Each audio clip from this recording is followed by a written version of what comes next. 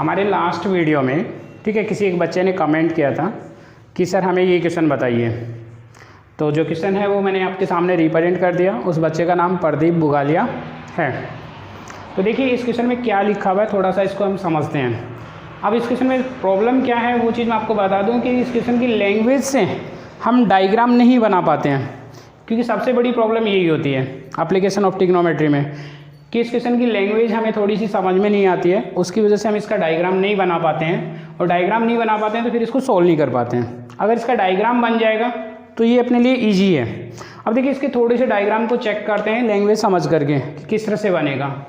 तो यहाँ पे देखिए आपको बोला है a round balloon of radius r. तो यहाँ पे एक राउंड बैलून है, तो यहाँ पे राउंड बैलून है जिसकी रेडियस क्या है, आर है। तो हम एक बैलून को यहाँ पे रिप्रेजेंट कर रहे हैं। अब वो बैलून अपने पास यहाँ पे सर्कल की फॉर्म में ले लेते हैं हम, ठीक है। राउंड बैलून बोला है जिसकी रेडियस हमने आर रिप्रेजेंट की है। अब उसके बाद में आगे जो बताया जा रहा है यहाँ पे सबटेंड एंड एंगल, तो एंगल लिया जा रहा है। अब वो एंगल का नाम दिया है alpha at the I of the observer. तो यहाँ पे जो एंगल बनाया जा रहा है वो किसके द्वारा बनाया जा रहा है, ऑब्जर्वर। आपको एक ऑब्जर्वर या एक मैन मान लीजिए, वो मैन इस बैलून को देख रहा है। अब बैलून को देख रहा है तो किस तरह से यहाँ एंगल बनेगा। तो देखिए अब तक हम इस चैप्टर में पढ़ रहे थे एलिवेशन एंगल, डिप्रेशन एंगल, ठीक है। यहाँ पे सिर्फ एंगल लिखा हुआ है, तो ये जो एंगल है वो थोड़ा सा अलग बनेगा। जैसे यहाँ पे हम लेके चल रहे हैं कि उसने बोला है कि ये एंगल बन रहा है ऑब्जर्वर की आई से बन रहा है। तो हमने यहाँ पे एक पॉइंट सेलेक्ट कर लिया P। अब ये P को हम यहाँ पे, ठीक है, उस ऑब्जर्वर या फिर मैन के लिए क्या बता देते हैं, आई बता देते हैं। अब इससे उसने, ठीक है, इस बैलून को चेक किया, तो बैलून को चेक किया तो उसका एंगल बन रहा है। तो बैलून को चेक करेगा तो इसके दोनों साइड से कवर करते हैं। तो इस पॉइंट से हमने कुछ इस तरह से इसको कवर किया टेंजेंट की फॉर्म में।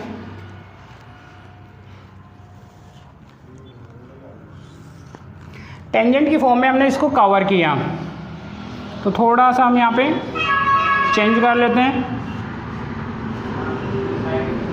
तो ये अपने पास एंगल हो जाएगा। तो ये एंगल जो बन रहा है वो अल्फा बनाया जा रहा है यहाँ पे। फिर आगे जो बताया जा रहा है हमें the angle of elevation of its centre beta. तो यहाँ पे देखिए इस बार एलिवेशन एंगल बोल दिया। तो एलिवेशन एंगल बनाने के लिए अपने पास बेस की रिक्वायरमेंट होगी। तो बेस की रिक्वायरमेंट होगी तो यहाँ पे हमने एक ग्राउंड रिप्रेजेंट कर दिया। अब उसके बाद में यहाँ पे हमें बोला है वो जो एंगल बनाया जा रहा है वो क्या है, सेंटर से बनाया जा रहा है। तो यहाँ सेंटर से हम, ठीक है, इस कि आई को ज्वाइन कर दें, लेकिन उसके साथ साथ परपेंडिकुलर भी रिप्रेजेंट कर रहे हैं। तो यहाँ पे हम एक परपेंडिकुलर भी रिप्रेजेंट कर देते हैं। फिर साथ में हम यहाँ पे इसके आई को ज्वाइन करते हैं। तो ये वाला जो एंगल बन रहा है अपने पास, ये अपना क्या है, बीटा है, जो सेंटर से है। तो सेंटर का नेम है यहाँ पे ओ। तो देखिए इसके लैंग्वेज में यहाँ पे लिखा हुआ था वो थोड़ा सा एक बार फिर एक्सप्लेन कर रहा हूँ। तो यहाँ पे बोला है राउंड बैलून, तो राउंड बैलून को रिप्रेजेंट किया जिसकी रेडियस अपने पास यहाँ पे आर। अब आर रेडियस को रिप्रेजेंट करने के लिए हम यहाँ पे इस पॉइंट को इससे ज्वाइन कर देते हैं। ये पॉइंट हम टेंजेंट की फॉर्म में लिया था ये लाइन, तो यहाँ पे इस पॉइंट को ए, ये दूसरी टेंजेंट रिप्रेजेंट की थी तो इस पॉइंट को नेम रिप्रेजेंट कर दिया बी। अब उसके बाद में इसको हमने रेडियस बता दी आर। दोनों तरफ से टेंजेंट की फॉर्म से कवर करके एंगल अल्फा रिप्रेजेंट किया। फिर दूसरा एलिवेशन एंगल था तो उसको सेंटर से दिखाने के लिए ओपी ज्वाइन की। वो जो एंगल बन जाता है वो बीटा बनता है ग्राउंड के साथ। इस तरह से अपने पास ये डायग्राम बनेगा।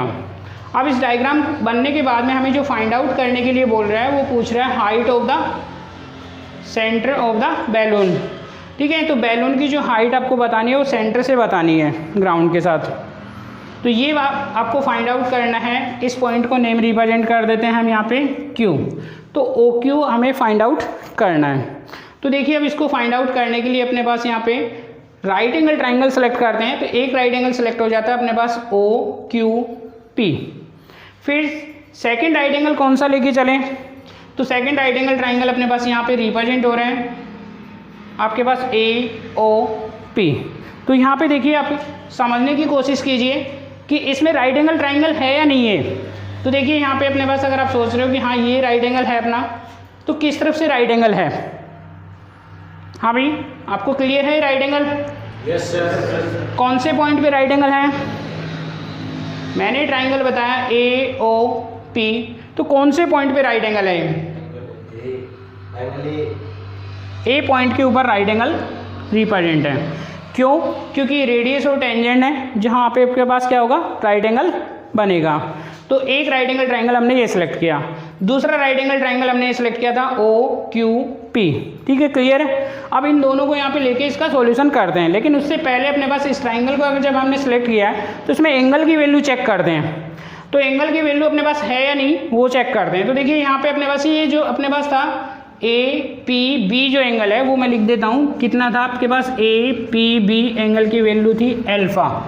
लेकिन अपने पास इस राइट एंगल ट्राइंगल में आ रहा है APO आ रहा है, एंगल जो आ रहा है वो APO आ रहा है। तो APO आ रहा है तो उस एंगल की वैल्यू क्या होगी, तो APO जो एंगल है, या फिर साथ में दूसरा एंगल सेलेक्ट कर सकते हैं OPP। ये दोनों एंगल इक्वल होंगे और इसकी वैल्यू होगी अपने पास α/2। अब ये α/2 क्यों है, क्योंकि चैप्टर 10 में, ठीक है, थोड़ा सा हमने यहाँ पे दो टेंजेंट की जो थ्योरम थी अपने पास कि एक्सटर्नल पॉइंट से दो टेंजेंट ड्रॉ की जाती हैं, उनकी लेंथ क्या होती है, इक्वल। तो उस टाइम हम यहाँ पे दो ट्राइंगल कॉन्ग्रुएंट कर दें तो उसी की वजह से यहाँ पे अपने पास ये जो है अल्फा एंगल है, α/2 में रिप्रेजेंट हो जाएगा दोनों जगह। तो यहाँ पे हम शॉर्टली दिखा देते हैं कि ये α/2 और ये भी क्या है अपना एंगल α/2। तो इसके अकॉर्डिंग अपने पास एंगल भी फाइंड आउट हो गया। तो इस ट्राइंगल को यहाँ पे सिलेक्ट कर लेते हैं, फिर इसका सॉल्यूशन स्टार्ट कर दें। तो ट्राइंगल अपने पास है OAP पॉइंट, फिर सेकंड जो ट्राइंगल सेलेक्ट किया था वो भी देखिए OQP। अब इस वाले में देखिए अपने पास यहाँ पे ये साइड आपको फाइंड आउट है रेडियस की फॉर्म में, लेकिन अब इसके साथ कौन सी साइड लें ताकि ट्रिग्नोमेट्री लग जाए। तो देखिए हमें OP साइड को लेना पड़ेगा, R के साथ हमें, ठीक है, यहाँ पे OP साइड को लेना होगा। तो इन दोनों को अगर चेक करते हैं तो इस 90 के सामने ये जो साइड है, ये साइड अपनी क्या होगी, हाइपोटेनियस, और इस एंगल के सामने होता है वो परपेंडिकुलर। तो यहाँ पे मैं साइन थीटा का फॉर्मूला अप्लाई करता हूँ।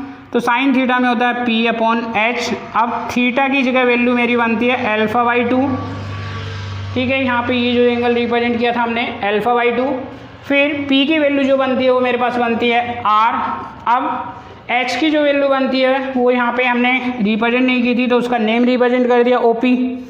फिर OP को यहाँ पे लेके चलते हैं। तो देखिए मैं OP को इधर ट्रांसफ़र करता हूँ और साइन को इधर लेके आ जाता हूँ। तो ये अपॉन में आ जाएगा अपने पास साइन α/2। देखो साइन को मैंने इधर ट्रांसफ़र कर दिया, OP को इधर ट्रांसफ़र कर दिया। अब OP इक्वल मेरे पास बनता है R, और इसको अगर मैं ऊपर ले जाऊँ तो कन्वर्ट हो जाएगा अपने पास ये कोसेक α/2 में। तो देखिए R कोसेक α/2 बन जाएगा। अब इस वाले ट्राइंगल में आते हैं, क्योंकि हमें ये हाइट फाइंड आउट करनी है और इसकी वैल्यू फाइंड आउट है OP की। तो ये वैल्यू अब अपने पास क्या है, परपेंडिकुलर है, और ये वैल्यू आपके पास क्या है, हाइपोटेनियस है इस ट्राइंगल में। तो यहाँ पे भी साइन का फॉर्मूला अप्लाई कर देते हैं। साइन थीटा होता है P/B। अब इसमें जो एंगल है वो अपने पास क्या है, सेंटर से जो बना हुआ है वो क्या है, बीटा है। तो यहाँ हमने लिखा साइन बीटा। अब P की वैल्यू P/H होगा यहाँ पे। तो साइन में होता है P/H, तो P में ये अपने पास होगा परपेंडिकुलर और H में होगा हाइपोटेनियस। तो यहाँ पे P की वैल्यू रख दी OQ और H की वैल्यू रख दी अपने पास OP। अब देखो साइन बीटा सेम, OQ की वैल्यू नहीं है, छोड़ दिया। OP की वैल्यू है आपके पास, तो OP की वैल्यू रख दीजिए यहाँ पे R कोसेक α/2। अब हमें OQ को फाइंड आउट करना है तो इसको ट्रांसफ़र कर दीजिए। तो इसको अगर ट्रांसफ़र करोगे तो ये मल्टीप्लाई में होगा, तो यहाँ मल्टीप्लाई करके लिख देते हैं sine beta into R cosec α/2। हमें फाइंड आउट क्या करना था, हाइट फाइंड आउट करनी थी। तो यहाँ लिखेंगे हम height of the centre of the balloon.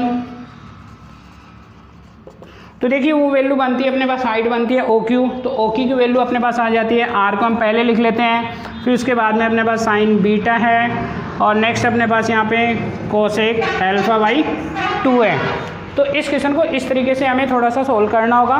तो यहाँ पे इसका डायग्राम बनाना हमारे लिए टफ होता है। तो डायग्राम में यही था कि P पॉइंट्स पे जहाँ पे हमने ऑब्जर्वर को दिखाया उसके दो जो लाइनें हमें ड्रॉ करनी होंगी वो टेंजेंट की फॉर्म में ड्रॉ करेंगे ताकि आपका अल्फा एंगल बन जाए। फिर बीटा एंगल बनाने के लिए सेंटर से एक परपेंडिकुलर डालेंगे ग्राउंड बना करके, तो वो बीटा एंगल। और जैसे ही हम यहाँ पे बीटा एंगल वाली लाइन रिप्रेजेंट कर रहे हैं तो अल्फा एंगल को दो पार्ट में डिवाइड कर रही है, दोनों पार्ट होते हैं equal, alpha by to, alpha by to. फिर राइट एंगल ट्राइंगल सेलेक्ट किया जाता है, एक तो ये अपने पास ओ ए पी, दूसरा राइट एंगल ट्राइंगल सेलेक्ट किया जाता है ओ क्यू पी। दोनों को सिलेक्ट कर दीजिए, दोनों में यहाँ पे अपने पास साइन थीटा का फॉर्मूला होगा। अब दोनों में अपने पास पी और एच की वैल्यू अप्लाई करते हैं, जिसमें लेफ्ट साइड वाले में अपने पास ट्राइंगल में क्या आ जाता है, ओपी की वैल्यू फाइंड आउट हो जाती है। इसी तरह से अपने पास सेकंड वाले जो ट्राइंगल है उसके अंदर अपने पास यहाँ पे क्या है, ओपी की वैल्यू अप्लाई हो जाती है, और अप्लाई होने के बाद में ओक्यू की वैल्यू फाइंड आउट होती है, और ओक्यू की वैल्यू फाइंड आउट होने के बाद में R sine beta cosec alpha by two आपको फाइंड आउट होगी सेंटर से, तो वो R sine beta cosec alpha by two. अगर आपको फिर भी यहाँ पे कोई डाउट है तो पूछ लीजिए एक बार। तो आपके लिए कंप्लीट है। लास्ट में अगर आपको फिर भी कोई डाउट है तो कमेंट बॉक्स में जा करके आप कमेंट कर दीजिए।